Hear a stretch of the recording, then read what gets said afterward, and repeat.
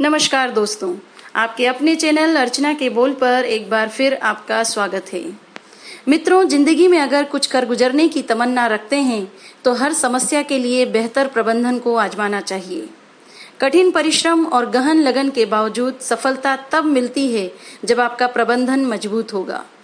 भगवान श्री राम ने जब मानव रूप में अवतार लिया तो संघर्षों के महासागर को भी पार किया। अपने मैनेजमेंट सूत्रों से उन्होंने अपने से कई गुना शक्तिशाली और साधन संपन्न रावण पर भी विजय पाई।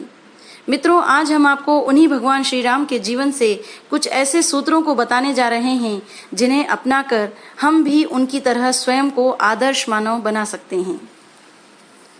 ऐन राजतिलक से पहले पिता की इच्छा से पल भर में राजपाट का त्याग करने वाले राम, जनक की सभा में धरती को वीर पुरुष से हीन कहे जाने और अपने शौर्य से परिचित होने के बावजूद गुरु की आज्ञा के बिना धनुष न तोड़ने वाले राम हमें प्रेरित करते हैं कि हमारे बड़े हमसे ज्यादा हमारे हित को जानते हैं, इसलिए उनकी आज्ञा को शिरोधार्य करने में ही हमारी प्रगति है। अलग अलग माताओं से उत्पन्न अपने सभी भाइयों को समान स्नेह और आदर देने की सीख के कारण उन भाइयों में कभी विवाद की स्थिति नहीं बनी। जहां मां ने स्वयं फूट डालने का प्रयास किया हो, वहां भी भगवान श्री राम ने भाइयों को अपने स्नेह से अपना बनाए रखा। क्रोधी स्वभाव का होने के कारण लक्ष्मण भले ही भरत को भला बुरा कहते, पर राम सदैव उन्हें समझाकर चुप कर देते। जीवन भर एक पत्नी व्रत का पालन करने वाले राम राजा होते हुए भी और बहुविवाह के प्रचलन में होने के बावजूद सदैव सीता मैया के प्रति निष्ठा से समर्पित रहे। यहाँ तक कि उनके जाने के बाद भी यदि उन्होंने कोई अनुष्ठान किया तो पत्नी की जगह स्वर्ण से निर्मित सीता की मूर्ति को अपने पास स्थान दिया। देवी सीता के अतिरिक्त उन्होंने अनेक प्रस्ताव होने पर भी किसी महिला को अपने जीवन में स्थान नहीं दिया। युद्ध से पहले जब लंका में शांति दूत भेजने की बारी आई तो श्री राम ने अंगद को इसके लिए चुना। अंगद नई पीढ़ी का प्रतिनिधित्व करता है।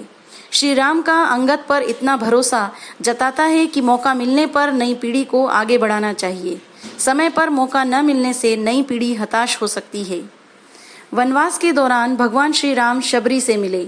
शबरी निम्न जाति की थी और श्री राम राजकुल के। इसके बावजूद उन्होंने शबरी के झूठे बेर खाकर सामाजिक समरसता का परिचय दिया। उनका ये कर्म संदेश देता है कि सच्ची श्रद्धा से ईश्वर की कृपा कोई भी पा सकता है। श्री राम ने अपने जीवन में जिसे भी मित्र बनाया उसका सदैव साथ दिया। बाली के भय से वन में भटकते सुग्रीव को निर्भय कर राजा बनाया। इसी तरह विभीषण को भी लंका की राजगद्दी पर बैठाया। साथ ही दोनों को राजधर्म का पालन करने का सूत्र भी दिया। निषाद राज को श्री राम ने अपने भाई भरत के समान स्नेह दिया। श्री राम राजकुमार थे। बचपन से ही सुख सुविधाओं में पले बढ़े थे। राजतिलक के एक दिन पूर्व जब अचानक उन्हें वनवास पर जाना पड़ा तो पिता का वचन निभाने के लिए उन्होंने एक पल की भी देरी नहीं की। वनवास के दौरान अनेक कष्ट सहे, हर स्थिति में सहज बने रहे। यहाँ श्री राम ने यह सूत्र दिया है कि जीवन में सुख और दुख का आना जाना लगा ही रहता है। दोनों ही अवस्थाओं में हमें सहज बने रहना चाहिए। रामायण में अनेक प्रसंग ऐसे आते हैं जब श्री राम ने अपने साथी हनुमान, सुग्रीव, विभीषण आदि की सलाह लेकर कोई निर्णय लिया हो। यहाँ श्री राम हमें ये सिखाते हैं कि कोई भी बड़ा निर्णय स्वयं नहीं लेना चाहिए। अपने अधीनस्थों और परिजनों से विचार करके ही किसी निर्णय पर पहुंचना चाहिए। तो मित्रों, देखा आपने भगवान श्री राम के जीवन से सीखे गए मैनेजमेंट के सूत्र। यदि आपको मेरा वीडियो पसंद आया हो तो कृपया इसे लाइक और शेयर करें और मेरे चैनल को सब्सक्राइब करें। धन्यवाद।